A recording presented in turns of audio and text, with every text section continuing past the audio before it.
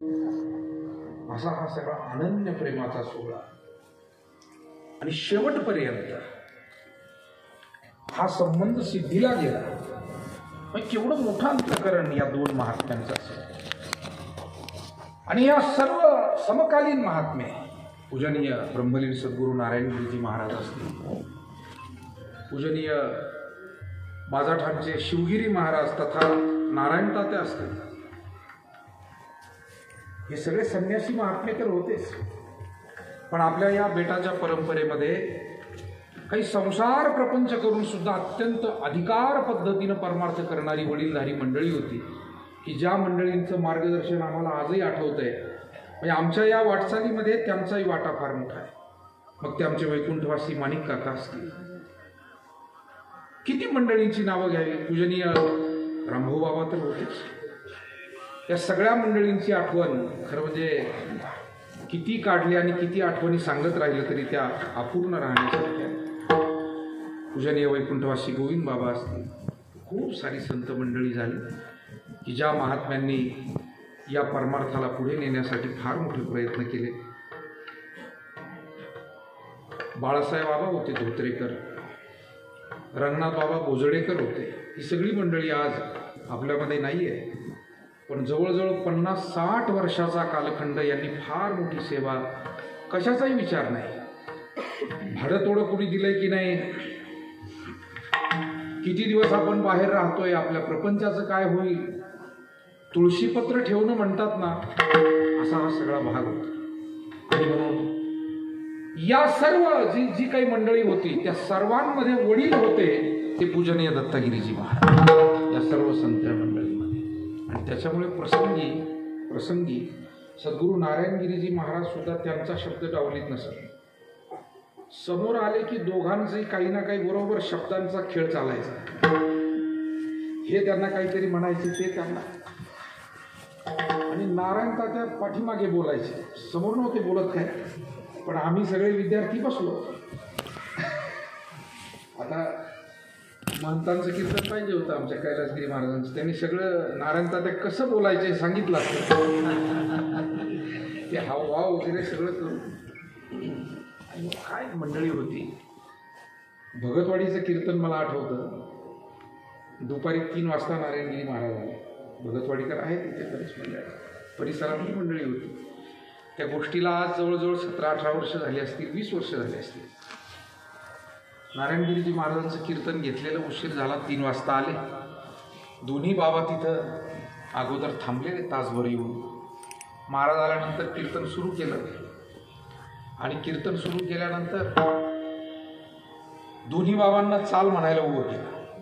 म्हणजे मला शब्द आठवतात. नारायणगिरी महाराज म्हणाले, अहो ते भगतवाडीकर म्हणाले आम्हाला म्हातारपणाला त्रास देतात, आणि मग हे 2 जण आम्हाला जर म्हातारे असून उभं केलं तर हे कसं काय बसवले म्हणे 2 जण. कोणाकडे हात करून म्हणले बाळकृष्ण बाबा आणि पूजनीय बाबूराव बाबा यांच्याकडे पाहून, आम्हाला तर उभं केलं. उभं राहता येत नाही म्हणे, दोराला धरून उभा राहिलो. हे बसलेले मला चालणार नाही म्हणे, मी यांना उभं केल्याशिवाय राहणार नाही. असा तो सोहळा सगळा. आणि मग म्हणले, हो महाराज म्हणा चाल, तुमच्या भागामध्ये तुम्ही कीर्तन करायचं, आम्हाला कशाला बोलावलं. आणि बोलावलं तर बोलावलं, तुम्ही बसले म्हणे कुशाल मांडी घालून, अजिबात जमायचं नाही, तुम्ही चाल म्हणा. बाबा म्हणले, अहो तुम्ही रोज तुमच्या कीर्तनात तुम्हीच चाल म्हणताना आज काय झालं म्हणे तुम्हाला. कारण नारायणगिरी महाराज त्यांच्या कीर्तनात स्वतः चाल काढायचे. कारण त्यावेळेला खेड्यापाड्यात मंडळी गायनाचारी नसायचे. राग ताल स्वर या सगळ्या गोष्टी, साधं भजन. आणि गुरुवरे नारायणगिरीजी महाराजांची रागदारीतलं ज्ञान खूप चांगलं होतं. वेगवेगळ्या रागामध्ये चाल ते काढायचे, जुन्या ठेवणी होत्या. आणि मग भजनी मंडळींनाही थोडं नवीन काही शिकायला मिळावं, त्यामुळे ती पद्धतच होऊन गेली होती. खेड्यापाड्यात ती सोय नसल्यामुळे गायकांची ते स्वतःच चाल काढायचे, बाकी सगळे म्हणायचे. शेवटी दोघांना उभं केलं. तो सोहळा आमच्या सगळ्यांच्या आणि इथे असलेले जे कोणी त्यावेळेचे असतील त्यांच्या नजरेत साठवलेला आहे की नारायणगिरीजी महाराज कीर्तनाला वीणा घेऊन उभे होते आणि पूजनीय ब्रह्मलीन सद्गुरू दत्तगिरीजी महाराज अशी चाल काढली म्हणतात. बाबांचा आवाज आपल्याला माहिती आहे, फार कडक आवाज, गोड आवाज. म्हणजे 100, 105, 110 वर्ष वय झालं तरी त्यांच्या मागे म्हणण्याची हिंमत नव्हती कोणाची. आवाजच पोहोचत नव्हता. बाबांना एकदा का काल्याच्या कीर्तनात त्या जुन्या चाली गवळणीला लावायला लागले की बाकीचे आम्ही आपल्या खर्जात यायचो, ते शर्जात गेले की आम्ही खर्जात यायचो, टाळ घेऊन उभे असायचो. आणि आपल्याला चाल धरुस्तवर त्यांची आठवस्तवर पुढे जायचे. तेव्हा फार गोड सोहळा आणि या सगळ्या महात्म्यांचं जे दर्शन आपल्याला घडलं, जी सेवा घडली, मला असं वाटतं आपण आले या कपाळा थोडे बहु या न्यायानं आपल्याला जी काही थोडी बहु सेवा घडली असेल, काही आशीर्वाद मिळाले असतील तर आपण खरोखर भाग्यवान आहोत. विठाला विठाला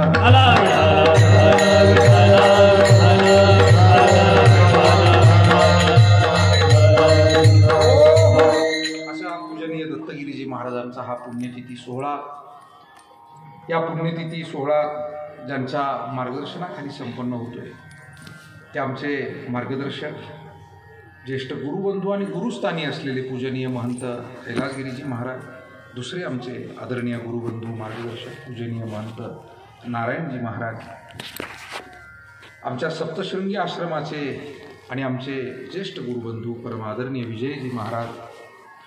या निमित्तानं जी मंडळी आपल्याला या ठिकाणी लाभलेली आहे ते महाराष्ट्रातील वारकरी संप्रदायाचं भूषण आणि तुम्हा आम्हाला ज्यांच्याविषयी अत्यंतिक अभिमान आहे अशी संगीत विशारद परमादरणीय किशोरजी महाराज शेळके, संगीत विशारद परमादरणीय प्रकाशजी महाराज कातकळ, मृदंग क्षेत्रामध्ये सुद्धा महाराष्ट्रभर ज्यांचा एक आगळा वेगळा परिचय आहे. कारण परमेश्वरानं प्रत्येकाला काही एक वेगळा आणि प्रभावी गुण दिलेला असतो, जसा गायनाचा गुण, वादनाचा गुण, आणि त्यातही काही एक वेगळेपण असतं की जसं आता ही गायक मंडळी महाराष्ट्रावर एक वेगळ्या पद्धतीनं ओळखली जातात, तसं गिरिजानाथजी महाराज जाधव जे आपल्या या तालुक्याचे भूमिपुत्र आहेत आणि वारकरी संप्रदायाचं भूषणच आहे, ते सुद्धा एक अत्यंत वजनदार गायक म्हणून महाराष्ट्रामध्ये प्रसिद्ध आहे. वजन म्हणजे पखवाजावरचं वजन, आमचं दोघांचं जे भरतं ते वजन नाही.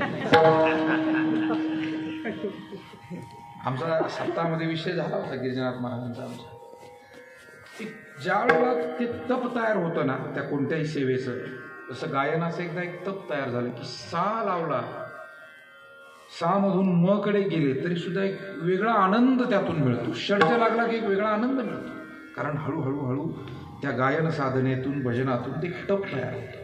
तसं मृदंगामध्ये सुद्धा दासोबंत स्वामी आले होते सप्ताहामध्ये, 10 त्यांनी टाकला तरी सुद्धा तो ऐकत राहावा वाटायचा. कारण काय असतंय त्याच्यामध्ये एक तप तयार झाला असतो, तो 10 सुद्धा इतर 10 पेक्षा खूप वेगळा वाजतो.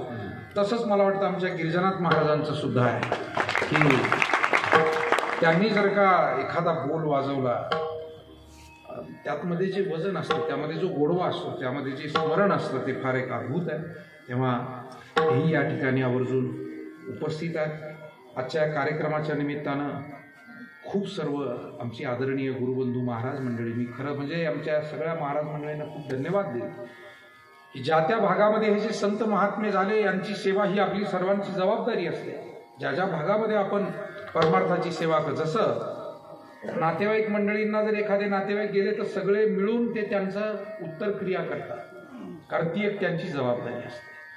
तसं ज्या ज्या भागामध्ये आपल्या अनेक पिढ्या ज्या संतांनी उभ्या केल्या, आता इथे जेवढी मंडळी आमची उभी आहे आपण सगळी कुठंतरी आपल्या वाड वडिलांपासून या संतांचं मार्गदर्शन लाभलं म्हणून आज ही माळ आपल्या गळ्यात आहे, आज हा टाळ आपल्या भजनात आहे. आणि ते ऋण मनामध्ये ठेवून ही सगळी मंडळी ज्या भावनेनं ज्या श्रद्धेनं या ठिकाणी जमतात, या सर्व आमच्या महाराज मंडळींना सुद्धा धन्यवाद दिले पाहिजे. त्यामध्ये आदरणीय श्री संदीपजी महाराज कडवे, नारायणजी महाराज वैद्य, बाळाभाऊ महाराज टेंबीकर, पारायण व्यासपीठ चालक कृष्णाजी महाराज, आमचे भैया महाराज असतील,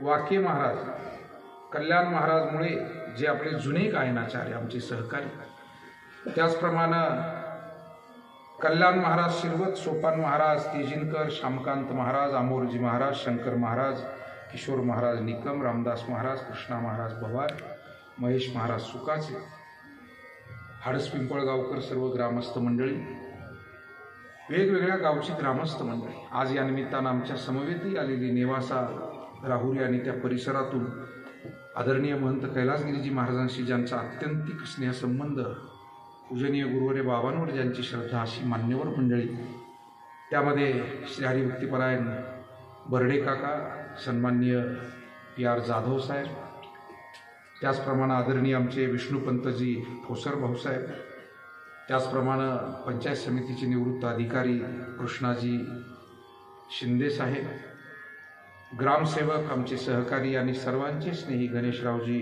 डोंगरे भाऊसाहेब, सर्व आमची स्नेही मंडळी, इथे जमलेली सर्व मान्यवर मंडळी,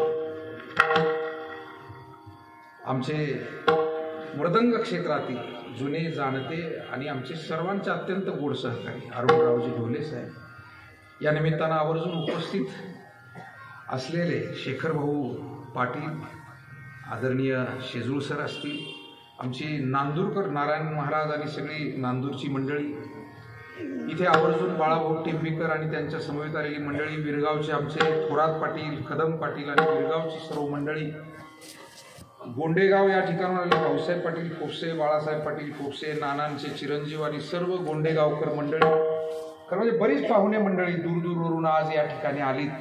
मी आता सर्वांचा नामोल्लेख करत नाही, पंचक्रोशीतील तर सर्व आपण मान्यवर मंडळी या ठिकाणी उपस्थित आहात आणि सर्वांच्या उपस्थितीमध्ये या ठिकाणी आज हा पुण्यतिथी सोहळा संपन्न होताना ही सेवा शिवराईकर मंडळी, आमचे कदम पाटील आणि सर्व शिवराईकर मंडळी, खरं म्हणजे दूरदूरवरून मंडळी आहे. बाबांची आत्यंतिक सेवा ज्यांनी केली ते वाबळे अण्णा असतील, बाबांचे अनेक शिष्य मंडळी या ठिकाणी हजर आहेत. खरं म्हणजे आपली सर्वांची सेवा, आणि विशेष करून मी सन्मान्य आमचे लासूरकर चव्हाण साहेब असतील, आडस पिंपळगावकर आमचे छगनरावजी असतील, खरं म्हणजे या सर्व मंडळींनी केवढी सेवा केलेली आहे. मी त्याच विषयाकडे येत होतो. इथे येणारा प्रत्येक व्यक्ती बाबांचे काही ना काही आशीर्वाद त्यांना मिळालेले आहेत, काही ना काही सेवा घडलेली आहे, आणि ते नातं मनामध्ये ठेवून, ती भावना मनामध्ये ठेवून आजही त्या सेवेमध्ये प्रत्यक्ष सहभागी आहे. सावखेड ग्रामस्थांना, या सगळ्या पंचक्रोशीला तर किती धन्यवाद द्यावे. सावखेडकरांनी फार मोठं प्रेम बाबांवर, दोन्ही बाबांवर, आणि आजही महंत कैलासगिरीजी महाराज, नारायणजी महाराज यांच्या पाठीशी या सगळ्या सेवेमध्ये. आता आमचे आदरणीय ND पाटील इथं बसलेले आहेत. ही सर्व मंडळी, भाऊ असतील, काय पंडित भाऊ असतील, ND पाटील साहेब असतील, विष्णू गुरुजी असतील, सगळे तरुण कार्यकर्ते गावातले, गंगातात्या असतील, आमचे हार्मोनियम वादक आणि ज्यांनी विद्यार्थ्यांना घडवण्यामध्ये फार मोलाची भूमिका, कल्याणराव आणि गंगातात्या, नवीन मुलांना घडवण्यामध्ये. ही जी सावखेडची आपली जी विद्यार्थी मंडळी, महाराज मंडळी महाराष्ट्रभर आता सर्वांमध्ये फिरतायत, एक मोठं वैभव त्यांनी उभं केलं. खरं म्हणजे या सर्व मंडळींना द्यावेत तेवढे धन्यवाद. थोडे सावखेडकरांचं प्रेम आणि सेवा ही आम्ही सगळ्यांनी पाहिलेली आहे. मला नेहमी वाटतं, मी ज्या वेळेला मी सावखेडमध्ये येतो म्हणून बोलत नाही, मागेही कधी कधी आठवण निघते, कुणी मंडळी भेटतात त्यावेळेला हीच वाक्य असतात, हा भाव मनामध्ये असतो की एखाद्या गावाने एखाद्या साधूंवर किती प्रेम करावं, तर त्याचं श्रेष्ठ उदाहरण म्हणजे आमचे सावखेड गाव आहे. केवढं प्रेम करावं, किती श्रद्धा ठेवावी, आणि म्हणून या श्रद्धेतून, या प्रेमातून हे सगळं कार्य या ठिकाणी घडत गेलं, उभं राहिलं. पूजनीय बाबा यांनी तर फार मोठं परमार्थ कार्य केलं. त्या काळामध्ये, जुन्या काळात प्रवासाची साधनं नाही. बाबांनी गाडीमध्ये आमच्या सगळ्यांच्या आग्रहाने घेतली. नंतर आम्ही सर्व मंडळींनी आग्रह केला, नाहीतर बैलगाडीने प्रवास, एसटीने प्रवास, कोणी मोटरसायकलवर न्यायला आलं तर तो प्रवास, आणि कोणीच नाही भेटलं तर पायी प्रवास. विना तक्रार हे सगळं आयुष्यभर करण्याचं व्रत त्यांनी अंगीकारलं. काही ठिकाणी असे प्रसंग मला काही जुन्या मंडळींनी सांगितले, खेड्यापाड्यामध्ये काय माणसं कधी कधी गाफील, आणि त्याच्यामुळे अरे तू जातो का रे बाबाला आणायला फाट्यावर, तू जातो का रे, याला वाटलं तो गेला असेल, त्याला वाटलं तो गेला असेल, असं खेड्यात नेहमीच चालायचं. आणि बाबांनी आपलं उतरलं की पायी पायी त्या गावाचा रस्ता जायचा. कधी कधी 5 किलोमीटर, 7 किलोमीटर, 10 किलोमीटर, कुठं ऊन वारा कधी कधी याला वाटलं असेल बाबा त्याच्याकडे मुक्कामाला गेले असतील, बाबा एकटेच मंदिरात. असे प्रसंग घडले. कीर्तन झालं, जो तो आपापलं उरकून निघून गेला. ज्याचं घोंगडं होतं त्यानेही गुंडाळलं, तोही गेला शेवटचा. आणि बाबा एकटे मंदिरात. असेही प्रसंग घडले. परंतु तरी या समाजावर न रागवता, न चिडता, त्रागा किंवा काही मनामध्ये कोणता रोष न ठेवता पुन्हा या समाजाची सेवा. आईचं अंतकरण लागतं ना. लेकरानं आईचा उपहास केला, उपेक्षा केली म्हणून आई कधी लेकराला विसरते का? लेकरू आहे, चुकतच आहे, ते कधीतरी आई चिडतं, आईलाच त्रास देतं. लहान लेकरू कधी कधी आईला पायही मारतं. पण इतकं सगळं जरी झालं तरी सुद्धा आई मात्र कधी त्या लेकराचा राग मनामध्ये धरत नाही. थोड्या वेळानं डोक्यावरून हात फिरवते, माझा बाळू आहे. मला असं वाटतं एवढं ओतप्रोत प्रेम या संतांना. आईची कळवळ याची जाती.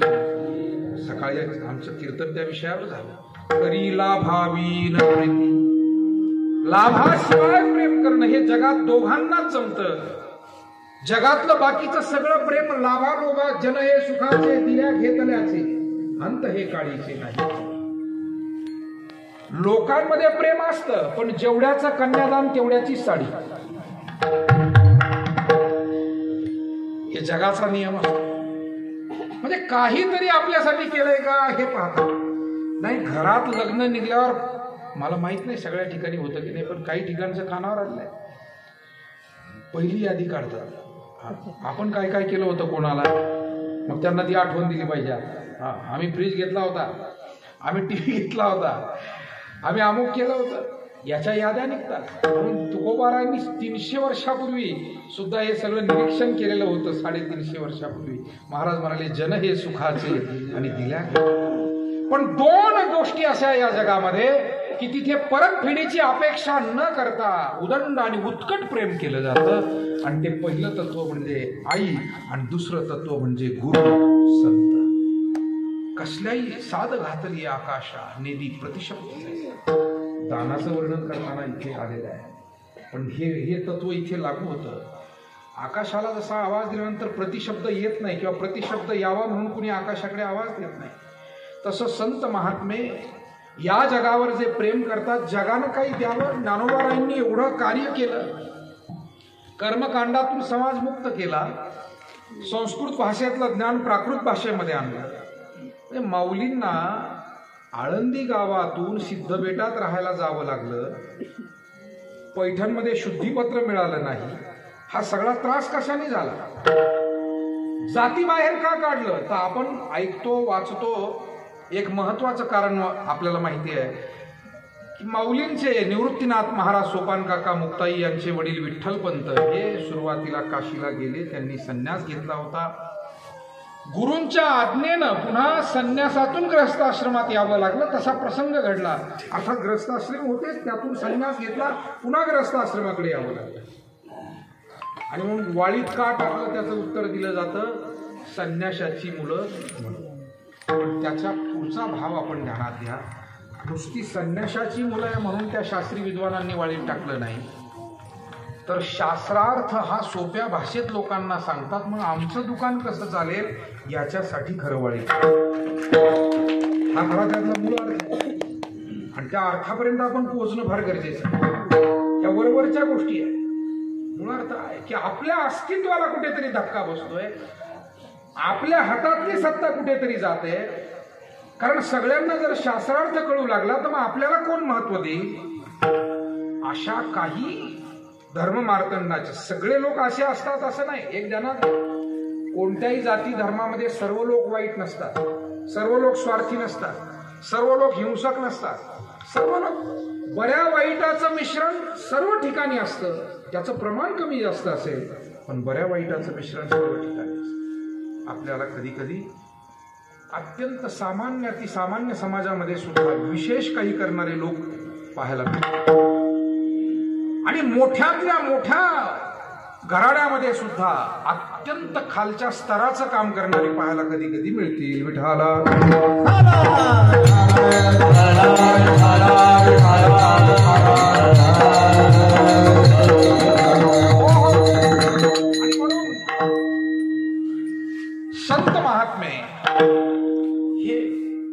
आईचं अंतकरण ठेवून या जगत उद्धारासाठी कार्य करतात, एवढंच सांगायचं आहे. आणि पूजनीय दत्तगिरीजी महाराज, ब्रह्मलीन पूजनीय नारायणगिरीजी महाराज, ही सर्व जी काही महात्मे महाराष्ट्राच्या ज्या त्या जिल्ह्यात आणि ज्या त्या भागात जर आपण गेलो तर या महाराष्ट्रावर संतांचे किती उपकार आहे आपल्या ध्यानात येतात. आता आपल्यामध्ये खूप अज्ञान असतं कधी कधी. आपण काय म्हणतो ना, उंबराची या कीटकांत तेची ब्रह्मांड पै देखा. कधी कधी असं अज्ञान असतं. मी लहानपणी खेड्यापाड्यात पाहिलेलं आहे. दुसरे एखादे महाराज आले लोकांना वाटतं पाकिस्तानचाच माणूस आला. मी लहानपणी पाहिलं खेडेगावांमध्ये वातावरण. परंतु सर्व संतांचा आदर कसा करावा हे दत्तगिरीजी महाराजांनी शिकवलं. मठ फड वेगवेगळ्या परंपरा, सर्व संत महात्मे, ही इतकी मोठी मंडळी होती, परंतु कोणी समोर आलं की ते वाकायचे.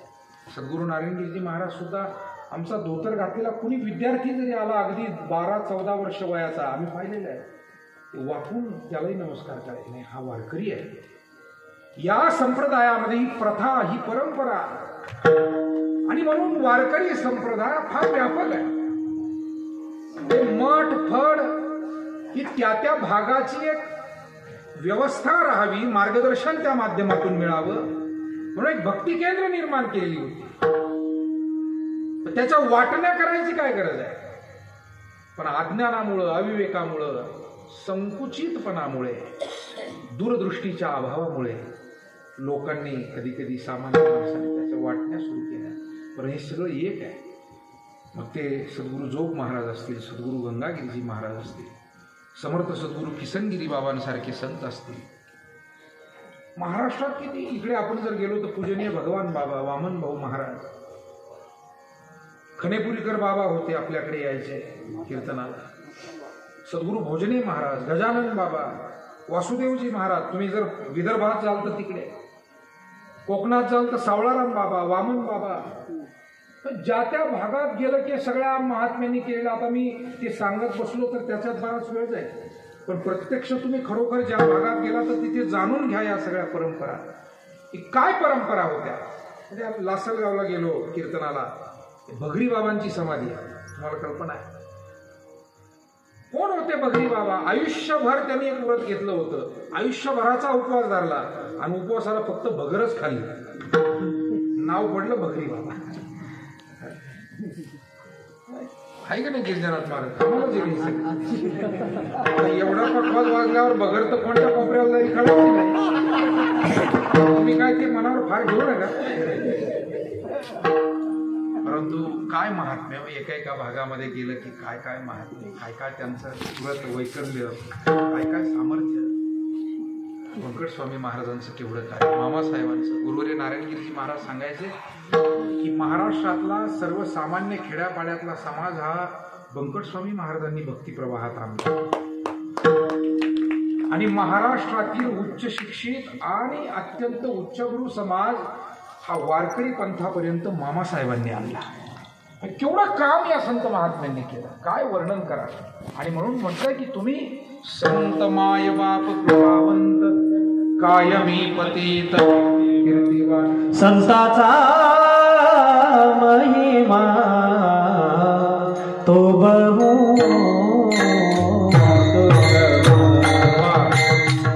संताचा महिमा तो बहु संताचा महिमा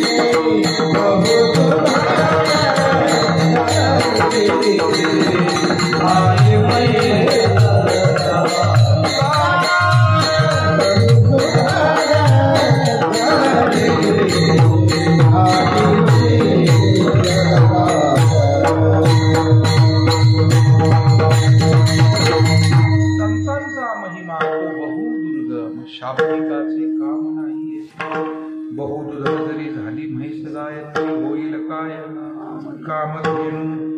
महाराज म्हणतात कामधेनू आणि गाय याची तुलना होऊ शकत नाही. गाय ही एक सामान्य दूध देणारी आपल्या दारात, अर्थात तिच्यामध्ये 33 कोटी देव आहेत, ती पूजनीय आहे. परंतु कामधेनू काय आहे तर मनातली कामना पूर्ण करणारी, इच्छा पूर्ण करणारी, तुम्ही मागाल ते देण्याचं सामर्थ्य. तसं संत नवती जगा मानसाच्या सारी. संत हे संत आहेत, त्यांचं कार्य हे अद्भुत आहे. मी नेहमी सांगतो आपल्या जवळच्या कुटुंबातील एखादी व्यक्ती जर का चुकीच्या मार्गाला गेली तर किती लोक प्रयत्न करतात त्याला सन्मार्गावर आणण्यासाठी. एखादा व्यक्ती चुकला त्यानं सन्मार्गावर यावं म्हणून भाऊ प्रयत्न करतात, बहिणी प्रयत्न करतात, मेहुणे प्रयत्न करतात, साडू प्रयत्न करतात, उरले सुरले चुलत मावस हेही गोळा होतात आणि सगळे जण याला कसं काय आवरायचं. पण आता तो एवढा बेफाम झालेला असतो तो काय आवरतच नाही कोणाला. म्हणजे एक माणसाला सन्मार्गावर आणण्यासाठी 100 माणसं प्रयत्न करतात जवळचे नातेवाईक, तो सन्मार्गावर येत नाही. आणि या आपल्या पूजनीय संत महात्म्यांनी एकेका कीर्तनात हजारो माणसं सोयीला लावली. आपण कसे उपकार आपण फेडणार सांगा तुम्ही. एकेका त्यांच्या कीर्तनानं, एकेका वाक्यानं मज निरंतर जागविती, समाजाला जागृती दिली, नवा विचार दिला. तैशी गुरुकृपा उठा उजळली, ज्ञानाची वात पदी पडली, साम्याची वृत्ती उघडली, दयाची दिली. माऊली म्हणतात गुरुकृपा रूपी उषक्काल ही सकाळ ज्याच्या जीवनामध्ये झाली तिथे ज्ञानाचं कोवळं ऊन पडतं, ज्ञानाची वातपदी पडली. काय गोड शब्द आहे माऊलींचे. ज्ञानाचं कोवळं ऊन त्याला वातपदी म्हणाले.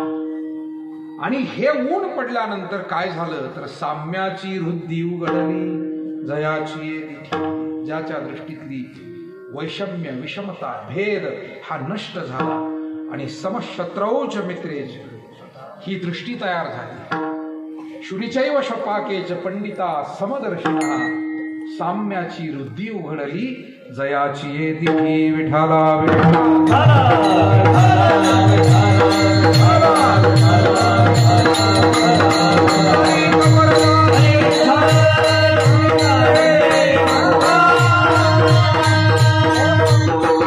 समाजाचा जर का आपण विचार केला तर या समाजाच्या 2 प्रकारच्या गरजा. एक आहे भौतिक गरजा, त्याला लौकिक गरज असं आपण म्हणू, आणि दुसरी आहे अलौकिक गरज, आध्यात्मिक गरज. भौतिक आणि आध्यात्मिक किंवा लौकिक आणि अलौकिक. मला असं वाटतं लौकिक गरजा ह्या आपल्या प्रयत्नांनी प्रारब्धांनी परिपूर्ण होत असतात. समाजातील माणसे त्यासाठी एकमेकांना मदत करतात आणि ती मदत सुद्धा फार मोलाची असते. कुणी अन्नदान करतो, कुणी वस्त्रदान करतो, कुणी रक्तदान करतो. काल एका कीर्तनाला गेलो, तिथे एक व्यक्ती मला अशी भेटली, दत्तात्रय नाव होतं त्या माणसाचं, आणि त्या माणसाने सांगितलं मी 100 पेक्षा जास्त वेळा रक्तदान केलं. मला आश्चर्य वाटलं. म्हणजे त्याला ते एक छंद लागला. 3 महिने रक्तदान करता येत नाही एकदा केल्यावर. तो सांगतो की 3, 3.5, 4 महिने होत आले की मी पुन्हा दुसरं रक्तदान करतो. आणि त्याच्यामध्ये जर कोणाला काही लागलं तर आता माझी रक्तपेढ्यांशी ओळख झालेली आहे, हॉस्पिटलची ओळख आहे, त्या लोकांचे मला फोन येतात आणि मी दुसरे रक्तदाते सुद्धा घेऊन जातो. काय सेवा करतात बाबू, कोण काय कोण काय. काही माणसांना खरं तर आपल्या स्वार्थातून बाहेर डोकावून पाहायला वेळ नाही, आणि काही माणसांना परमार्थातून किंवा या परोपकारातूनच वेळ मिळत नाही. सतत त्या परोपकारात गुंतले. परोपकारार्थमिदं शरीरम.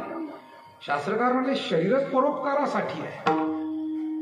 आणि कोण निसर्गाची सेवा करील, कोण गरिबांची सेवा करील, कोण शिक्षण क्षेत्राची सेवा करील, कोण वेगवेगळ्या क्षेत्रात सेवा करणारी माणसं आहे. म्हणून लौकिक सेवेला सुद्धा कमी लेखता येत नाही. लौकिक गरजा आहे, लौकिक सेवा काही लोक करतात, त्यातून लोकांच्या लौकिक गरजा पूर्ण होतात. पण त्याला मर्यादा अशी आहे की लौकिक गरजा पूर्ण झाल्या तरी माणसाची पूर्ण तृप्ती आणि समाधान होत नाही. कारण शरीराला पाहिजे ते मिळालं, पण अंतकरणाला, मनाला आणि बुद्धीला पाहिजे ते जर योग्य मिळालं नाही तर मग मात्र समाधानापर्यंत पोहोचतात. आणि म्हणून पाण्यात राहून माशानं तहानलेलं राहावं म्हणताना, आता राग जरा शेवटचा आहे म्हणून मी ते म्हणत नाही. पाणी मोबीन प्यासी, त्याला भैरवी रागात आहे ती चाल, त्याच्यामुळे आता मी म्हणत नाही. पाणी मोमीन प्यासी मोहे सुन सुन आवत हासी. मीराबाईंचा अभंग आहे. पाणी मो मीन प्यासी, पाण्यामध्ये राहून, मीन म्हणजे मासा, रास आहे ना, मीन एक, मीन म्हणजे काय, मासा. तर पाण्यात राहून मासा कसा तृप्त आहे. म्हणाले जगामध्ये जसं नाना प्रकारे लोक इकडे तिकडे आत्मज्ञानासाठी फिरतात. आत्मज्ञान बिन नर भटकत है, कहा मथुरा कहा काशी. म्हणजे बहिर्मुख वृत्तीनं मनुष्य किती पळत फिरला, जोपर्यंत तो अंतर्मुख होत नाही, तो साधनेत रमत नाही, चिंतनाकडे जात नाही, तोपर्यंत त्याला समाधान मिळत नाही. अनेक प्रकारची उदाहरणं दिली. आणि म्हणून मानवी जीवनाची एक मनाची, अंतःकरणाची, बुद्धीची काही गरज आहे. आणि मन अंतःकरणाची ही गरज भागवण्यासाठी जगातलं कोणतंही साधन याला तृप्त करू शकत नाही. विज्ञान तुम्हाला मनबुद्धीला समाधान देऊ शकत नाही. भौतिक वस्तू तुम्हाला त्यामध्ये पुरेशा ठरू शकत नाही. म्हणून गुरु ते ज्ञान, ज्ञानी आत्मदर्शन, दर्शनी समाधान अति जैसे. समाधान किंवा सुख जे जे सांगितलं ते सगळं या महात्म्यांकडे, संतांकडे, परमार्थाकडे. लोक म्हणतात की संतांनी काय केलं. मला असं वाटतं या संत महात्म्यांनी, या ऋषी मुनींनी आपलं आंतरिक जीवन समृद्ध केलं. आपल्या भावना, आपले विचार, आपली बुद्धी, आणि त्यातून ज्या प्रेरणा त्यांनी दिल्या, त्या प्रेरणेमुळे गुरुवर्य नारायणगिरीजी महाराज नेहमी म्हणायचे की जर संत महात्मे झाले नसते आणि ग्रंथ नसते तर हे माणसांचं जग पशूंचं जग झालं असतं, असं ते म्हणायचे. माणसाचं जग माणसाचं राहिलंच नसतं. आज एवढं सगळं काही मार्गदर्शन आहे तरी सुद्धा काही माणसं पशूंसारखे वागत नाही. हत्या करणं म्हणजे पशुसारखंच वागणं आहे. हिंसा करणं, वडीलधाऱ्यांवरच उगारणं म्हणजे पशुसारखंच वागणं आहे. महाराज उदाहरण सांगायचे. ते म्हणायचे ते गाढवाचं लेकरू असताना त्या आईलाच लात मारतं म्हणे. ते फार गोड सांगायचे महाराज. मग आता का लात मारतं म्हणाले, गाढव आहे म्हणून मारतं. उत्तर सोपं आहे. कारण त्याला कळतच नाही मातृदेवो भव, पितृदेवो भव, वडीलधारं काय असतं, पूजनीय स्थानं काय असतात ही त्याला कळतच नाही. आणि मग ते भलतं सलतं वागल्याशिवाय राहत नाही. आणि म्हणून हे विचारांचं आणि संस्काराचं जागरण जर झालं नसतं, तुकाराम महाराजांना कोणीतरी विचारलं, महाराज हे भजन करताय, ही दिंडी तुम्ही काढताय, हे कीर्तन करताय, नामस्मरण करताय, याच्यातून जगात काय करून घेणार आहात तुम्ही, काय बदल घडवणार आहात. महाराजांनी त्यांना मुद्देसूद सांगितलं.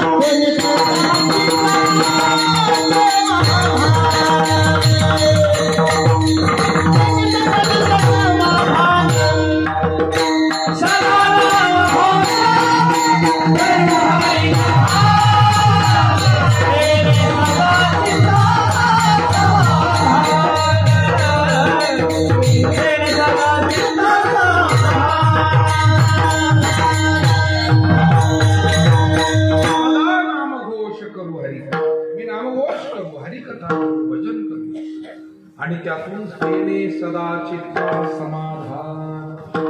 म्हणजे समाधान एकट्यापुरतं ते ठेवत नाही. संत उदार उदार भरले अनंत भांडार. भांडार भरले ते पुन्हा उदार अंतकरणानं जगाला देण्याचं काम. जसं सूर्याकडे तेज आहे पण ते तेज त्यानं स्वतःपुरतं झाकून ठेवलंय का, नाही का महेशे सूर्याहती अमृतानुभवामध्ये वर्णन केलं. महेशे सूर्याहती दिधली तेजाची सुती तया भासा अंतर्वर्ती जगाची गेले. भगवान परमात्म्यानं सूर्याला तेज नावाचा गुण दिला, पण त्याला ते तेज माझ्याच घरापुरतं राहील आणि मी पुढेकडे जाऊच देणार नाही. पाटाचं पाणी आलं तरी माणसं पुढे जाऊ देत नाहीत लोक. आता पाट काय एकट्याचा असतो, आपलं भरणं झालं तरी पुढच्या लवकर जाऊ द्यायचं नाही. माणसाचा स्वभाव म्हणजे भयंकर संकुचित. आता काय काय उदाहरणं द्यायची त्याच्यात, न दिलेली बरी. खूप चांगली माणसं काही आपल्यासारखी जगात आहे म्हणून बरं आहे, नाही तर सगळेच असे आडवा आडवीन जिरवा जिरवी करणारे भेटले तर कसं व्हायचं, पुढच्याला काही मिळायचंच नाही. आणि म्हणून सूर्याला तेज नावाचा गुण दिला, पण त्यानं काय केलं, तया भासा अंतर्वर्ती जगाचे केले. ज्ञानेश्वरीमध्ये म्हणतात की श्रियंची रावळे उजाडी तू, जगाचे अंध्य फेडी तू, श्रियंची रावळे उजाडी, निघे जैसा भास्वतू प्रदक्षिणा. सर्वांना प्रकाशित करणं, सर्वांना तो प्रकाश वाटणं, हे जसं त्याचं काम सूर्य करतो. सर्वच ही पंचतत्व आणि सृष्टीतला प्रत्येक घटक, झाडाचंच बघा किती गोष्टी देत आहे. सावली देत आहे, फळं देत आहे, फुलं देत आहे, औषध देत आहे. प्रत्येक झाडाचं काही वैशिष्ट्य असतं आणि ते झाड त्या गोष्टी देत राहतं. आरोग्य देत आहे, शोभा वाढवत आहे, उष्णता कमी करत आहे, विसावा देत आहे, आणि सर्वात शेवटी म्हणजे पुन्हा शेवटची सोय तेच करतंय. शेवटचा दिस गोड व्हावा. पण आमचे सन्मित्र आहेत जगन्नाथजी महाराज पाटील, ते नेहमी म्हणतात त्यांच्या कीर्तनात की 2 तरी झाडं लावा, एक जगण्यासाठी आणि एक मरण्यासाठी. विठाला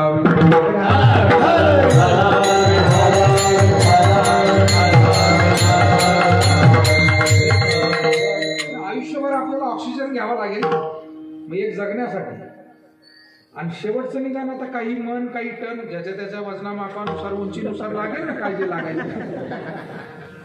तेवढी सोय नको. माणूस इतका स्वार्थी आहे की पर्यावरणाचा ऱ्हास जो अलीकडे होत गेला, माणसाने काय केलं, फक्त जास्त मला जागा मिळावी, जास्त उत्पन्न मिळावं, या सगळ्या हव्यासापायी जंगल इतकी संपत गेली. बांध कमी कमी कमी होत होत आता ते दुर्बिणीनं पाहिजे वेळ. बांध कुठे आहे?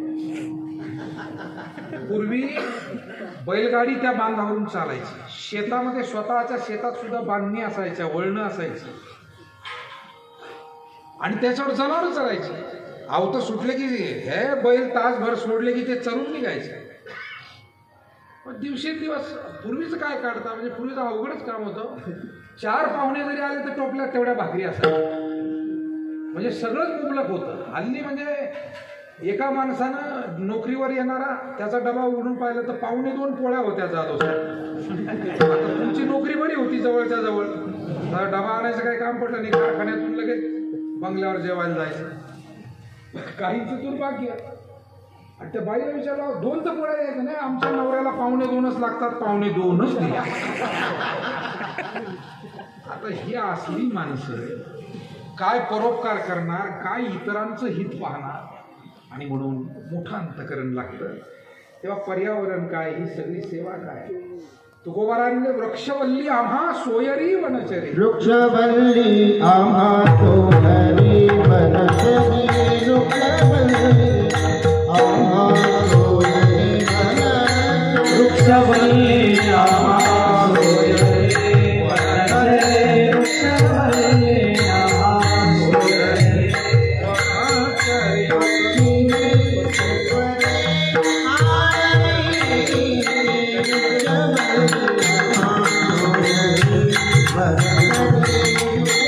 आम्हा सोयरी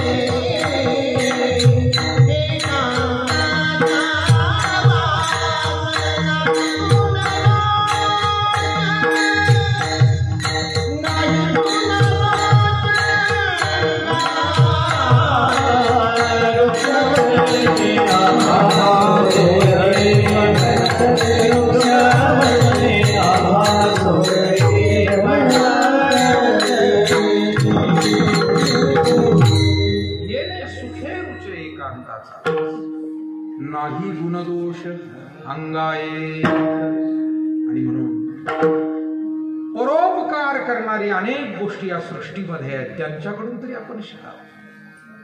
रविश्चंद्र घना वृक्षा नदी गावश्य सज्जना येते परोपकार आहे. युगे देवेन युगेना. सूर्य परोपकार करतो, चंद्र परोपकार शीतलता देतो, सर्वांना देतो. मेघ परोपकार करतो, मेघ वर्षा होते म्हणून सर्व जीव जगतात.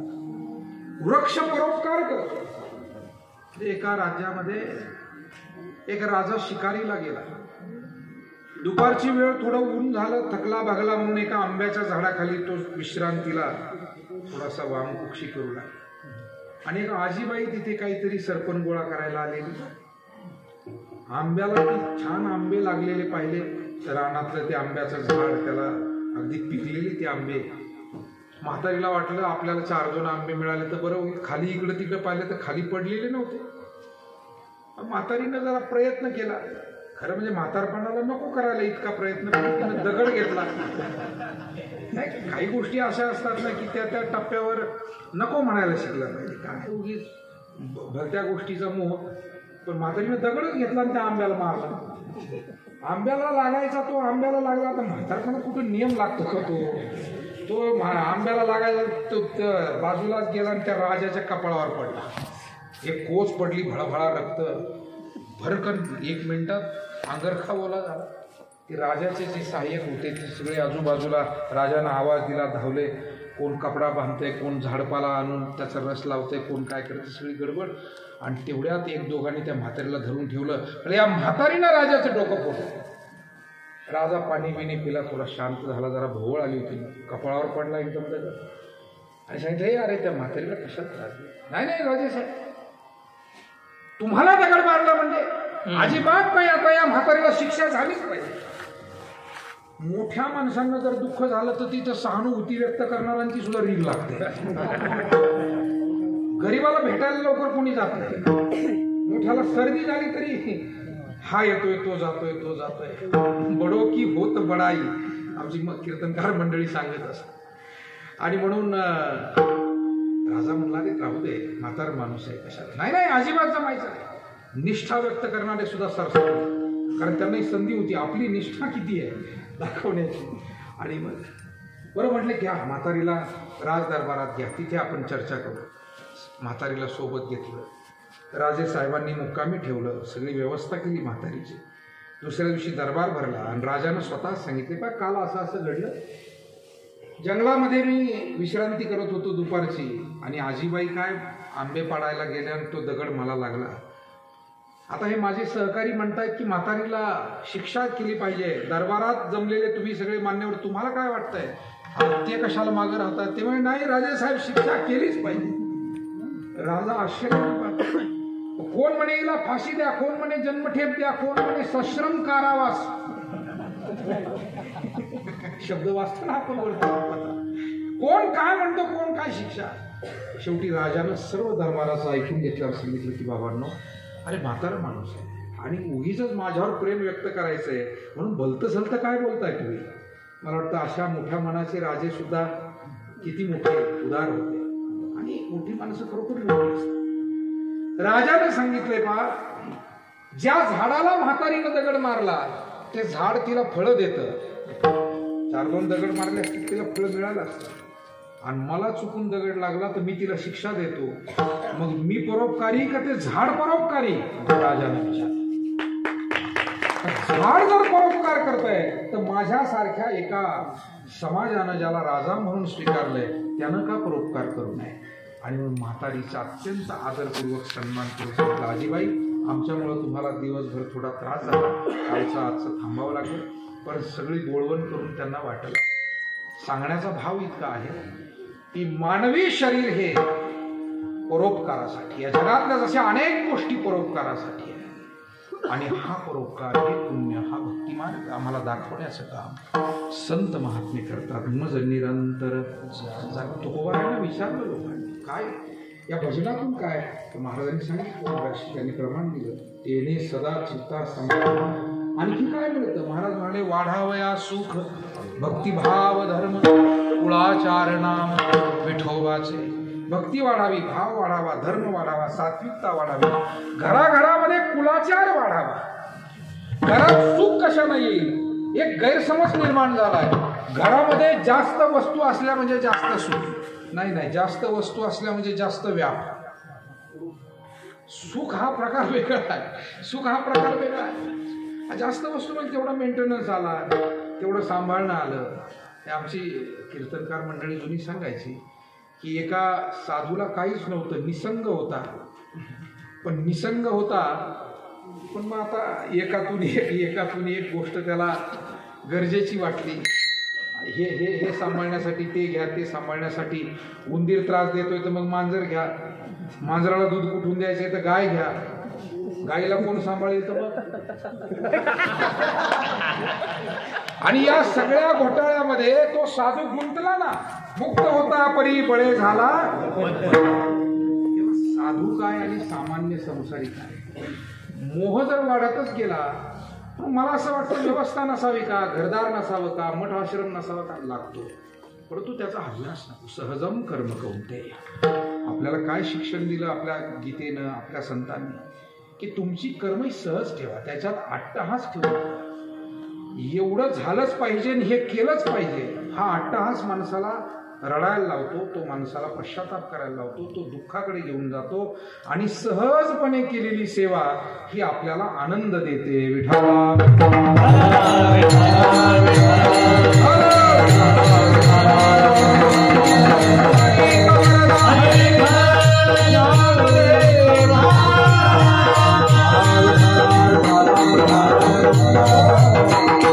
असे अनेक महात्मे आहेत आपल्या संप्रदायात आजही. पूर्वी होते.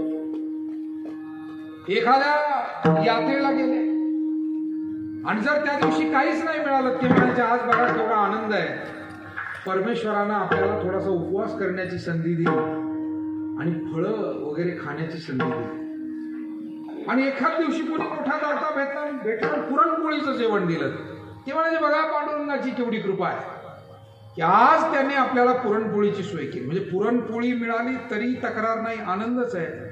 आणि एखाद दिवशी उपवास घडला तरी तक्रार नाही, आनंदच आहे. याला सहज कर्मे ती झाली ब्रह्मार्पण असं. येणाऱ्या परिस्थितीकडे पाहण्याची सरळता आणि सहजता निर्माण झाली की मग तो संसारी काय आणि साधू काय दोघे सुखी होतात. परंतु परिस्थितीचा अट्टहास मनामध्ये जर का धरला, हव्यास मनामध्ये जर का धरला, 95चे 100च झाले पाहिजे, मग मात्र घोटाळा सुरू होतो. आणि जीवाची उदातान खऱ्या अर्थानं मग ती काही थांबत नाही. 100 शतम शती दशशतम लक्षम सहस्राधिको लक्षे क्षितिपालताम क्षितिपतिश्चक्रे शताम वांछति चक्रेश सुरराजताम सुरपती ब्रह्मास्पदम वांछति ब्रह्मा शैव पदम शिवो हरिपदम ह्या शावधीको. म्हणून जगद्गुरु तुकाराम महाराज या हव्यासाच्या आशेच्या मागे धावून सुख शोधत नव्हते, तर सुखाचा शोध त्यांना लागला होता. सुख वसे तुझे पायी मज ठेवी तेची ठाई. तिने सदा समाधान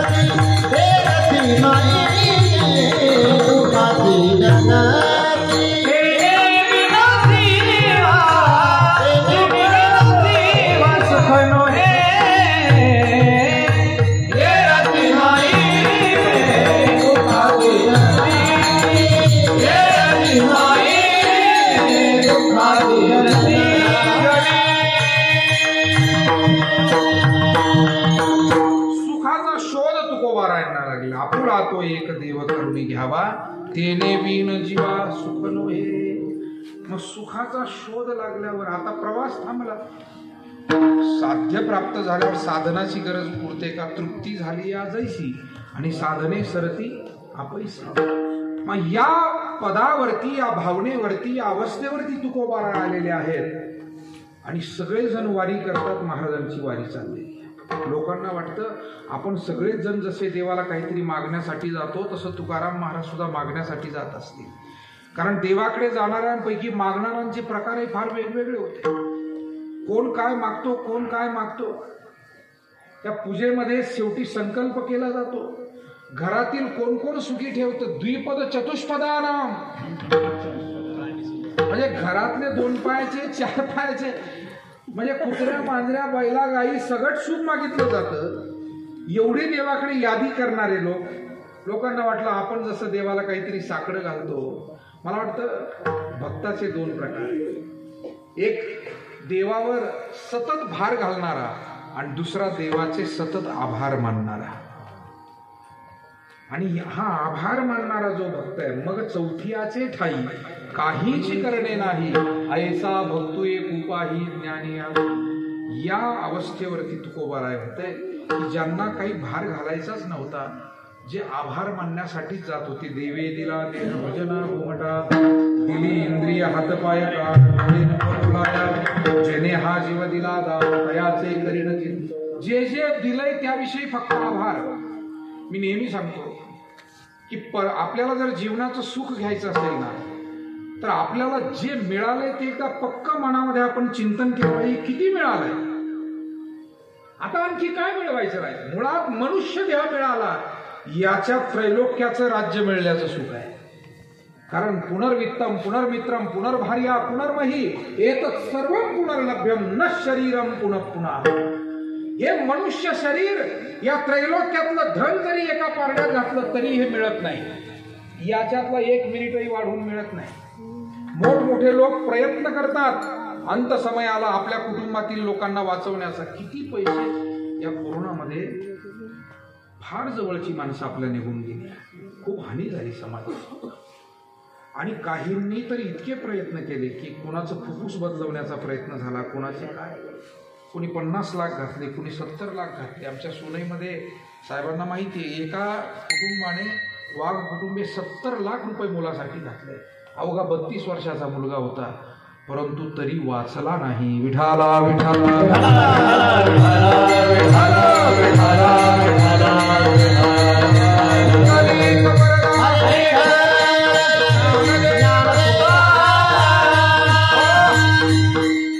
मानवी शरीर मिळालं याच्यातच देवाचे आभार मानले पाहिजे. आणि आजवर जिवंत ठेवलं याच्यासाठी तर केवढे आभार मानले. बरे झाले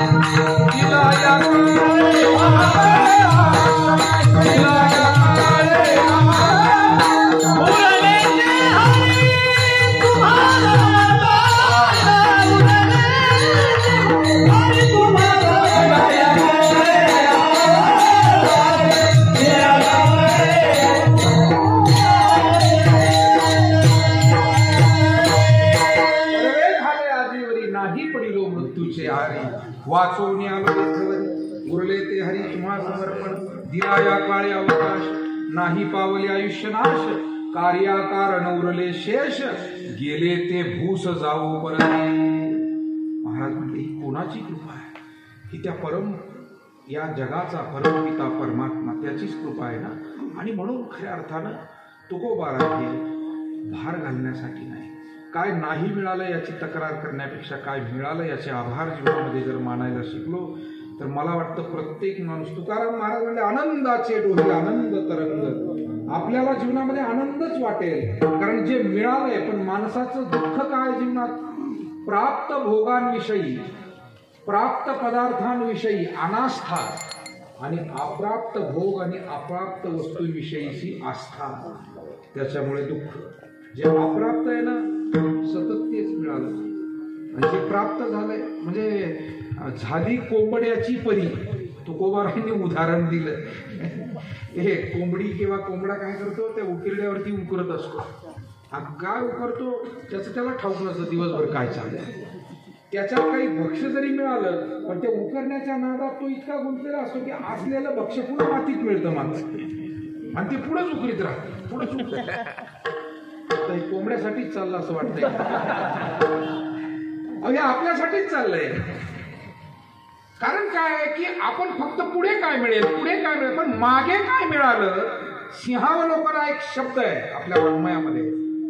जे झालंय त्याच्याकडे कधीतरी वळून पाहणं, जे मिळालंय त्याच्याकडे कधीतरी आदराने पाहणं, आणि हे जर का जमलं तर आयुष्याचा आनंद बाहेर शोधावा लागत नाही, तो आपल्याला मिळतो. तुकोबार आहे, आभार मानणारे. आणि म्हणून आज पंढरीला गेले, चंद्रभागेचं स्नान झालं, भगवान पुंडलिक महाराजांचं दर्शनासह सर्व देवतांचं दर्शन झालं, आणि पांडुरंगाच्या मुख्य मूर्तीसमोर येऊन पोहोचले.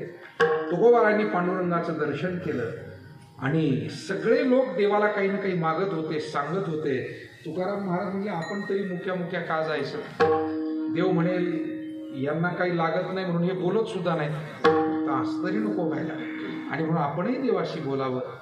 तुकोबारांच्या गाथेत काही विषय आहेत अभंगाचे, जसे संत पराभंग, अद्वैत पराभंग, नाम पराभंग, स्थिती पराभंग आहे. काही ठिकाणी क्षेत्र महात्म्याचं वर्णन करणारे अभंग आहे. तसंच देव आणि तुकोबारा यांच्यातल्या संवादाचे काही अभंग आहेत. जसं माझ्या वडिलांची मिरासिरा इत्यादी जे अभंग आहेत हे देव आणि तुकोबारा यांच्यातला संवाद आहे. पैकी आजचा अभंग सुद्धा त्या संवादात्मकच येतो. तुकाराम महाराज देवाशी बोलायला लागले, देवा मलाही तुला एक विनंती करायची. सगळेच लोक काही विनंती करतायत ना, मलाही करायची. अर्धोन मिनिट डोळे लावून विटेवर उभा असलेला परमात्मा, पण जेव्हा तुकोबारा म्हणले की मला काही तुला विनंती करायची, देवानं डोळे उघडले. कारण आजवर कधीच काही मागितलं नाही. वडिलांची रीत जाणत असो, आणि आज म्हणतात विनंती करायची. सांगा काय विनंती आहे. म्हणाले, देवा नामस्मरण करतोय ना आम्ही, तर त्या नामस्मरणाचं फल म्हणजे मोक्ष मिळतो असं आम्हाला माहिती आहे. सर्व संतांनी सांगितले, मोक्षी नाम हाती मोक्ष ऐसी साक्ष बहुतांची. पण देवा आम्हाला तो मोक्ष नको वाटतो, त्याचं कारण मोक्षाला जाऊन काय करायचंय नुसतं निवांत बसून. हे पहा, मनुष्य निवृत्त झाल्यानंतरही जर चांगल्या कामात चांगल्या विषयात जर रमला तर त्याचं आयुष्य, उर्वरित आयुष्य सुखाचं जातं. आणि निवृत्त झाल्यावर काय करायचं हे जर का उमजलंच नाही तर तो माणूस फक्त घरामध्ये भांडत बसतो, दुसरा उद्योगच करत नाही. विठाला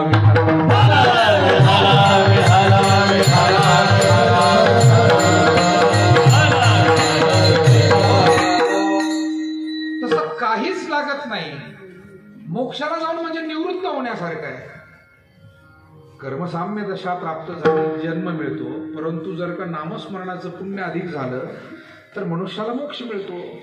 आणि मग या मोक्षानं फक्त जायचं आणि तिथं वैकुंठात बसायचं. तुकाराम महाराजांसारख्या एका अत्यंत समाजासाठी धडपड करणाऱ्या व्यक्तिमत्वाला हे काही आवडणारं नव्हतं.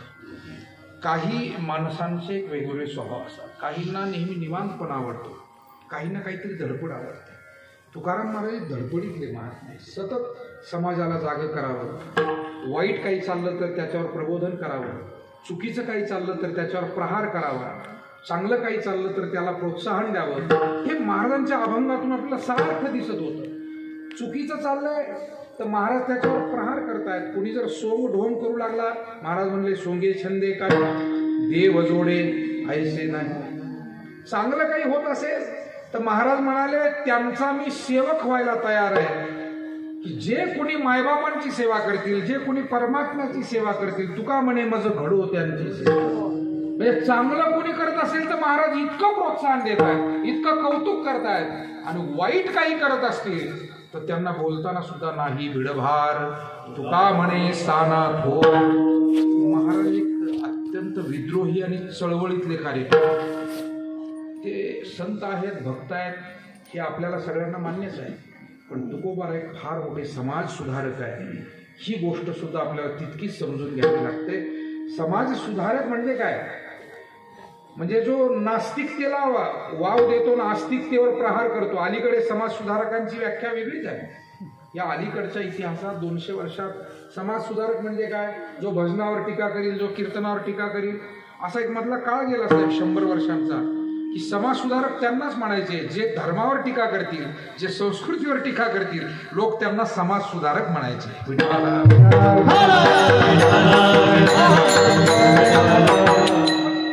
तो समाज सुधारक नसतो, तो समाजामध्ये विध्वंस निर्माण करणारा असतो. समाज सुधारक म्हणजे काय? खरोखरच काही वाईट चाललं असेल, खरोखरच काही अंधश्रद्धा असेल, तर त्याच्यातून समाजाला बाहेर काढून शहाणं करणं.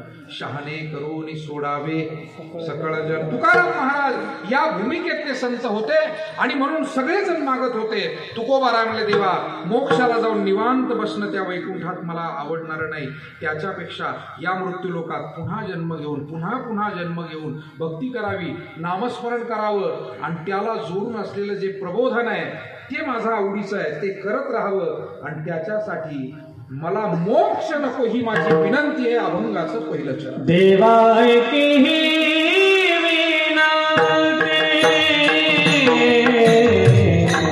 देवाय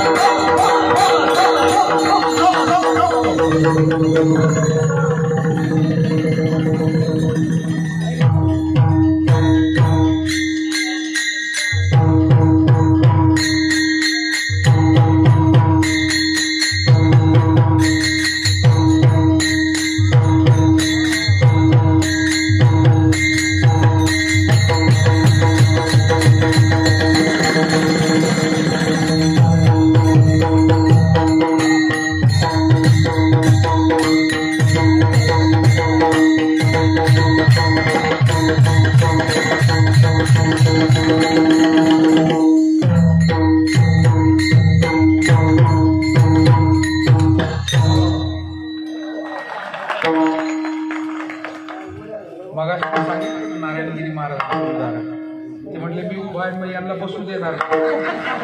तसं आता हे बसलेले ते म्हणजे उभं राहू देणार नाही. बरं आनंद आहे. आता सेमी फायनल आहे आज, उद्या फायनल. आता शेवट आला हा रंगाचा आणि हा सगळा आनंद जेवढा घेता येईल तो प्रत्येक जण घेण्याचा नाही. या आनंदाची जोडा सांगता गोष्टी लागती गोडा आलास या कारांची चारा तुका म्हणे मिळा.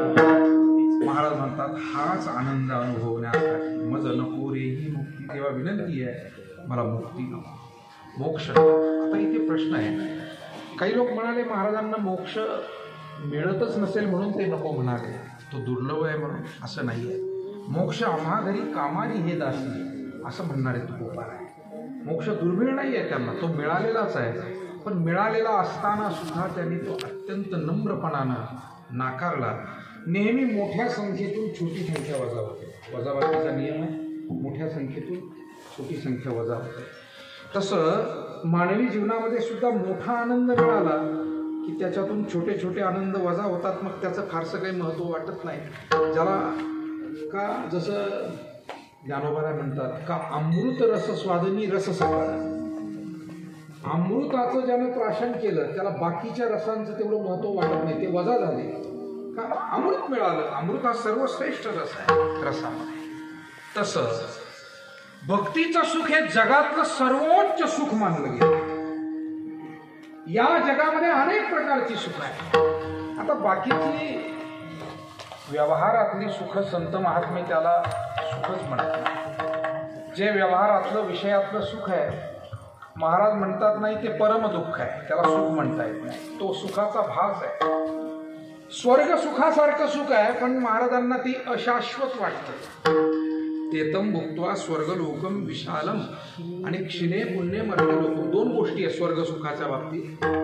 एक तर त्या सुखानं तृप्ती होत नाही, हा पहिला भाग. आणि मिळालेलं जे तोडकं मोडकं सुख आहे ते कायम उपभोगता येत नाही, हा दुसरा भाग. कारण क्षिणे पुण्य मर्त्य लोकम मिशन मग तया पुण्याची पावटी सर आहे. म्हणजे जे मिळालंय तेही सर्व काळ मिळत नाही आणि जे मिळालंय त्यानं तृप्तीही होत नाही.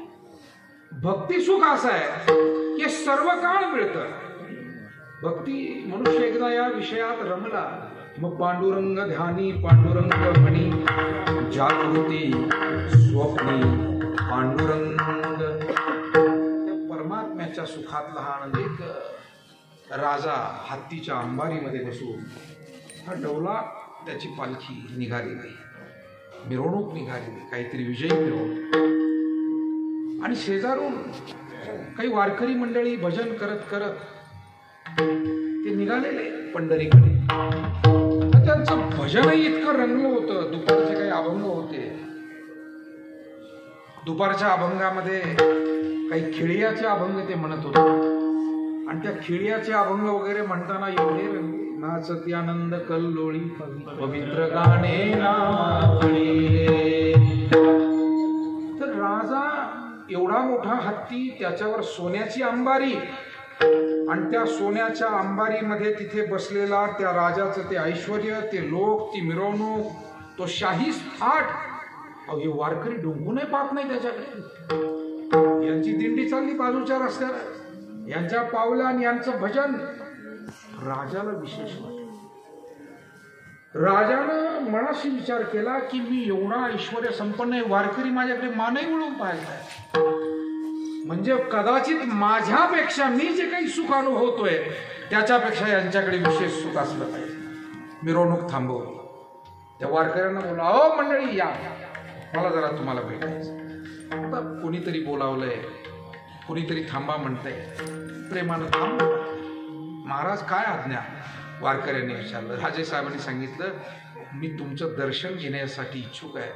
मला 2 शब्द विचारायचे आहेत की असं कोणतं सुख तुम्हाला या भजनातून मिळतंय की जे माझ्याकडेही नाही आणि तुम्हाला माझ्या सुखाचं सुद्धा काही अप्रूप वाटत नाही, तुम्ही माझ्याकडे वळू नाही पाहत. मी आपल्याला सांगू का, मानवाला नुसतं सुख मिळाल्यानं तो सुखी होत नाही. 4 लोकांनी पाहावं मग तो सुखी होतो. आणि 4 लोकांनी जर का पाहिलं नाही, विचारलं नाही, तर असलेलं सुख सुद्धा त्याला सुख वाटत नाही. मग ते नथ घेतल्यावर कुत्रीच्या शपटावर पाय द्यावा लागतो. क्याव तर म्हणे 2 तोळ्याची घेतली. कारण कोणी विचारणारच नाही. म्हणून न तर घेतल्याचं सुख कुठं वाटतं. तसंच आहे. राजाला वाटलं वारकरी माझ्याकडे पाहत नाही. मग वारकऱ्याने सांगितलं, राजेसाहेब तुमचं एक राज ऐश्वर्य आहे, तेही एक सुख असेल, पण आमचं हे सुख असं आहे ना, आम्हाला ते सांगता येत नाही. अनिर्वचनीयम, ते सांगता येत नाही. म्हणाले मग ते सुख कसं आहे? त्यांनी सांगितलं, टाळ घ्या, भजनात सहभागी व्हा, आमच्या सोबत दिंडीत 4 पावलं चला, मग तुम्हाला त्या सुखाचा थोडाफार अनुभव येईल. बाकी ते सुख आम्हालाही सांगता येत नाही, पण अनुभवतो हे मात्र खरं आहे. आणि ते अनुभवताना असं वाटतंय की तुका म्हणे आम्ही त्रैलोक्याचे राजे, या ब्रह्मांडाचं राज्य जर काही आपल्यालाच मिळालं, हे सुख आम्ही अनुभवतो. आणि म्हणून तुकोबारा हे सुख अनुभवत असल्यामुळे, आणि हे कोणाकडे आहे? महाराज म्हणले जगामध्ये जपी तपी अनेक प्रकारचे साधना करणारे लोक आहेत, कठोर साधना करणारे. पंचाग्नी साधनासारखं अत्यंत अवघड आणि कठोर साधन, पण हे सुख त्यांनाही नाही. या या वैष्णवांचे घरी प्रेम सुख इच्छा करी, ते सुख तिथे येऊ पाहत इच्छा करी. आणि रिद्धी सिद्धी द्वारी कर जोडून तिष्ठती. म्हणून कधी कधी जगातली पद, जगातल्या प्रतिष्ठा, जगातलं मोठेपण काही माणसांना वाटतंय, पण जो खरा या सुखात रमला नाही. पहा, सेवेतलं सुख जो सेवा करतो त्यालाच माहिती आहे. भक्तीतलं सुख, भजनातलं सुख. आता मगाशी सुंदर, किती सुंदर चाललंय. सुरुवातीला आमचे किशोर महाराज, प्रकाशजी महाराज, गिरिजानाथजी महाराज, काय सुंदर ताल सूर लय, काय संगम जमलेला होता. आता याच्यातलं जे ताल सुराचं सुख आहे ना, जेव्हा खर्ज लागला ना, तेव्हाच महाराजांनी टाळी वाजवली. अर्थात तुका म्हणे तेथे असावे जातीचे, नाही का? त्याचं कारण काय? एकदा का त्यातली माहिती झाली आणि त्यातला आनंद कळला.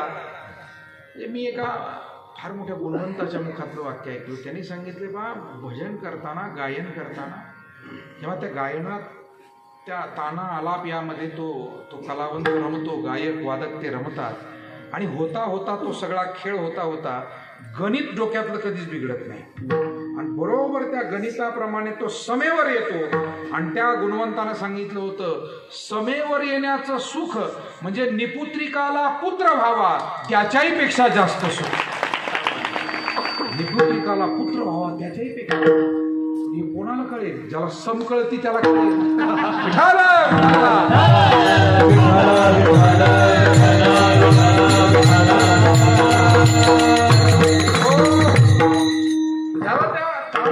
आणि म्हणून आपल्याकडे आता एक बरं आहे, टीव्ही हे साधन, मोबाईल हे साधन, ज्यांनी त्याचा चांगला उपयोग या काळामध्ये केलाय किंवा आजही करतायत. अनेक लोक त्याच्यावरती भजन ऐकतात, गायन ऐकतात, व्याख्यान ऐकतात, प्रवचन कीर्तन ऐकतात. तर मला असं वाटतं असा चांगला वापर या साधनाचा जरूर करावा, आणि त्यातून आपल्या ज्ञानात, आपल्या आनंदात भर काही पडत. अर्थात अतिरेक नको, कारण ते इलेक्ट्रॉनिक साधन आहे. कोणत्याही गोष्टीचा अतिरेक झाला की ते त्रासदायक होतं. अति सर्वत्र. पण चांगला उपयोग जर का आपण त्याचा आज करून घ्यायचा ठरवला, तर आपल्याला हे पहा, भीमसेन जोशी साहेब हे बैठकीमध्ये कसं गायन करत होते हे आपण पाहिलं नाही, पण जर तुम्ही युट्यूबला जाल तर बैठकीत कसं गात होते, म्हणजे आपल्या अंगावर शहारे उभे. काय हे भान विसरणं कशाला म्हणतात, आणि जीव ओतून हे सगळं तिथे आपल्याला पाहायला मिळतं. आपण पु ल देशपांडेंचं विनोदी व्याख्यान कधी ऐकलं नाही, पण युट्यूबला जाल, कारण ती पिढी आपल्या आधीची आहे, 50-60 वर्षापूर्वीचा तो आहे. पण ते सगळं खरं म्हणजे या लॉकडाऊननं दिलेली ही देणगी आहे आपल्याला, की अनेक चांगली व्याख्यानं. राजकारणात सुद्धा अशी काही माणसं होती की ज्यांची भाषणं, ज्यांची व्याख्यानं, आणि अध्यात्मात सुद्धा अशी काही मंडळी होती की त्या महात्म्यांचं आपल्याला त्या माध्यमातून मामासाहेबांचं ऐकायला मिळालं, दुन्ना महाराजांचं ऐकायला मिळालं. अनेक महात्म्यांचे दुर्मिळ विचार आपल्याला त्या सगळ्या यंत्रातून आज उपलब्ध आहेत. फक्त आपण त्याचा चांगला वापर करावा, आणि तो वापर जर करता आला तर त्या सुखापुढे जगातली सगळी सुख कशी आहे? तुच्छ आहे, बापुडी आहे. मी आपल्याला सांगू, जेवढा विज्ञानातून मनुष्य एकटा पडत जाईल, विज्ञानाचा अनुभव घेऊन तो जेवढा निरस होईल, तेवढा तो भक्तीकडे पुन्हा वळाल्याशिवाय राहणार नाही. कारण त्याला कळेल की तेने विन जीवा सुख हे त्याला कळेल. आणि म्हणून या वैष्णवांचे प्रेम शुभेच्छा करी रिद्धी सिद्धीद्वारे करज ओढवणी रिद्धी सिद्धी दारात उभ्या आहे त्या भक्ती करणारा रिद्धी सिद्धी दारात उभ्या म्हणून फाटका तुटका वारकरी सुद्धा इतकं सुख घेतो मायबाप हो. त्याला कोणाच्या मठाचं घेणं नाही, त्याला कोणाच्या गादीचं घेणं नाही, त्याला कोणाच्या पदाचं घेणं नाही. तो ब्रह्मदेवाच्या पदाला सुद्धा तुच्छ समजतो, ओवाळून फेकतो. या बाकीच्या गोष्टीला तो काय महत्व देणार. विठ्ठला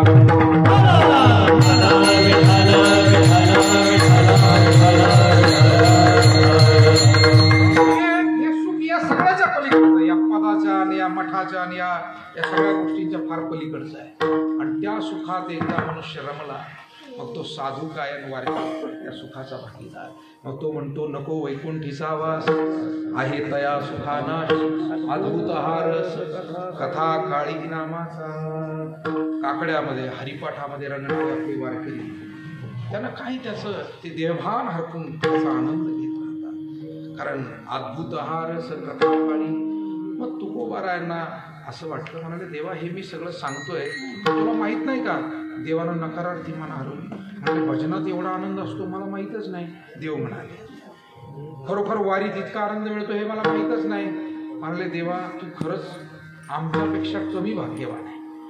कारण तुझ्या नामाचं जसं मला वाटतं लेकरू हे जास्त भाग्यवान असतं, आई पण भाग्यवान असते पण ती लेकरापेक्षा कमी भाग्यवान असते. कारण लेकराला जी माया, जे प्रेम, जे संरक्षण, जे लालन पालनाचं सुख मिळतं ते आईकडून मिळतं, आईलाही मिळतं. पण आईपेक्षा त्याचा भागीदार सुखाचा ते लेकरू जास्त असतं. तसं देव हा सुखाची अपेक्षा करतो. संतांचे सुख झाले या देवा म्हणून सेवा करीत. पण देवापेक्षा या भक्तीचं सुख संतांना अधिक मिळतं. म्हणून तुकोबाराय म्हणजे मला देव नको करू, मी भक्त तू देव ऐसे.